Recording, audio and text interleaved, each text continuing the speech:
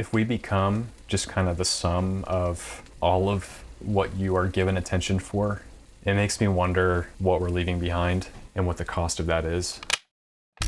My original plan for this video was to talk about how I've been inspired by the movie A Star is Born, and I've been talking like Sam Elliott for the last several days because his voice is down here, right? And everything he says is inspirational. But then I was like, you know, I've been thinking about content recently, and I had to make lunch anyway, so I'm gonna just like riff on content creation for a second.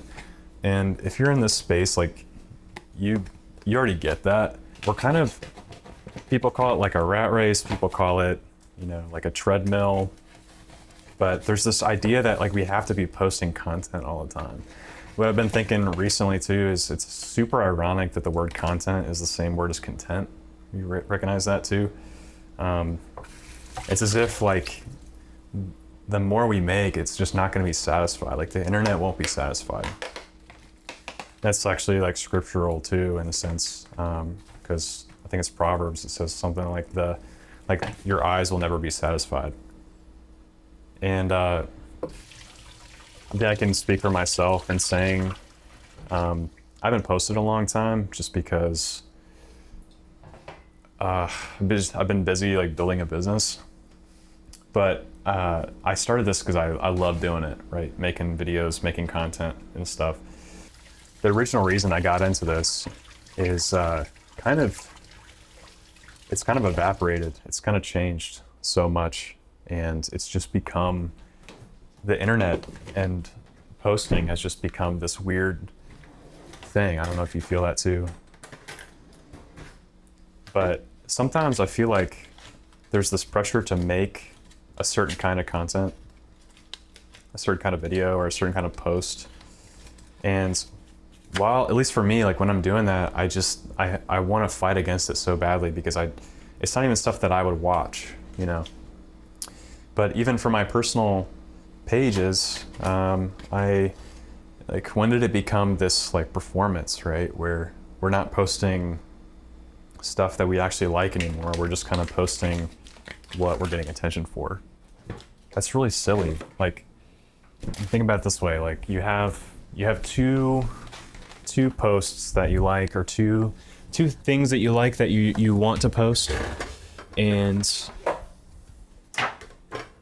the first one you really like.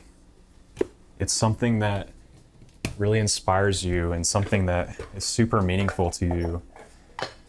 And yeah, you post about it, and it gets, you know, a handful of likes or social currency. But then you post about the second thing, right? You're just trying stuff at this point.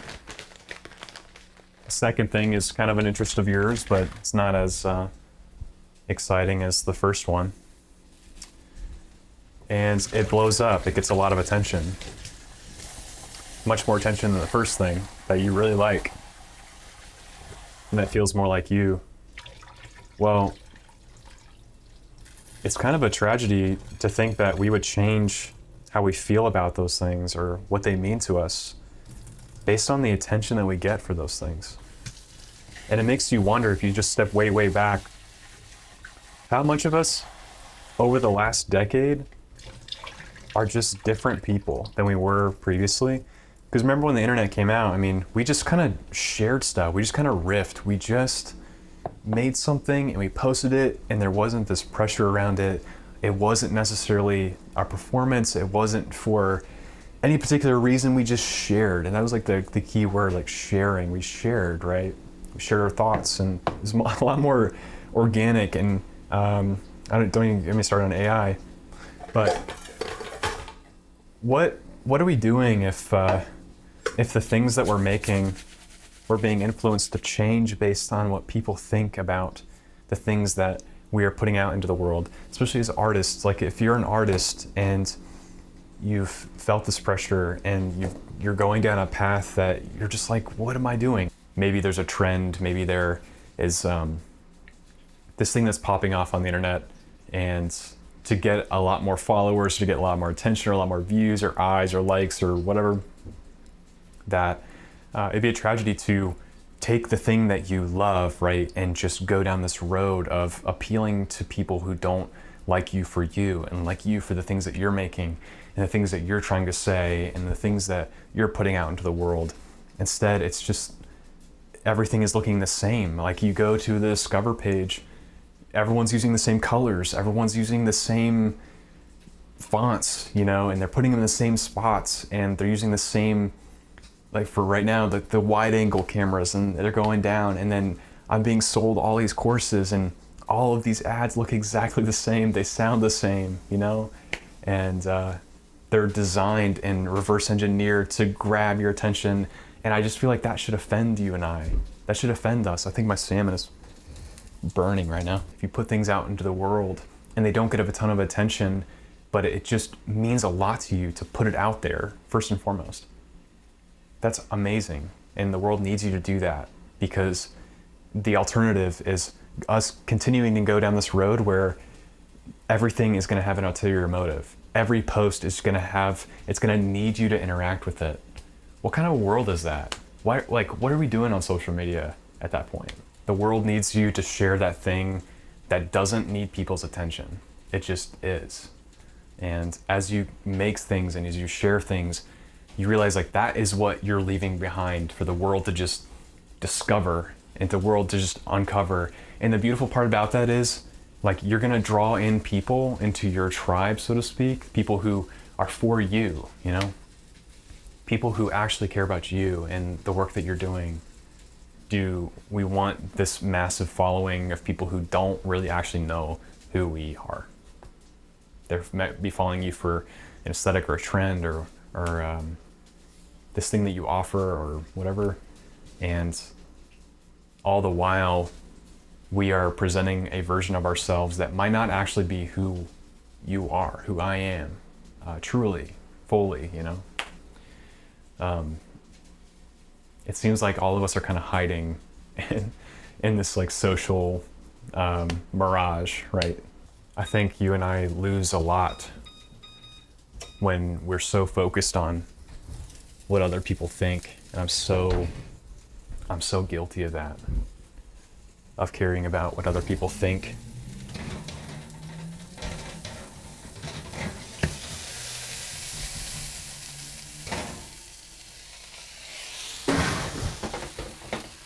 I love this oven mitt because I got it in Alaska, and so cooking a salmon with this thing is hilarious to me. If we become just kind of the sum of all of what you are given attention for, it makes me wonder what we're leaving behind and what the cost of that is to who you and I are as people deep down. And I don't know of another word other than that is an absolute tragedy if we become anyone else that we're not, to appeal, you know, or to maintain this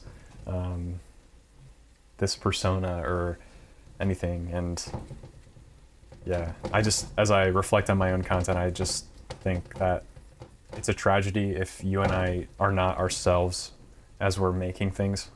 And if you have a business and you do stuff online or XYZ, you know that you have to kind of perform a little bit and be this person. But I'm twice as sure that if you were to be exactly yourself online, that the right kind of people would want to be there for you, to support you and to see what you're doing, see what you're about. I'm just confident in that.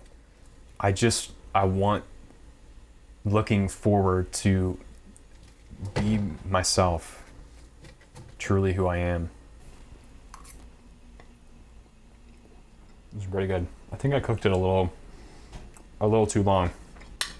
I also left the oven on, but it's very good.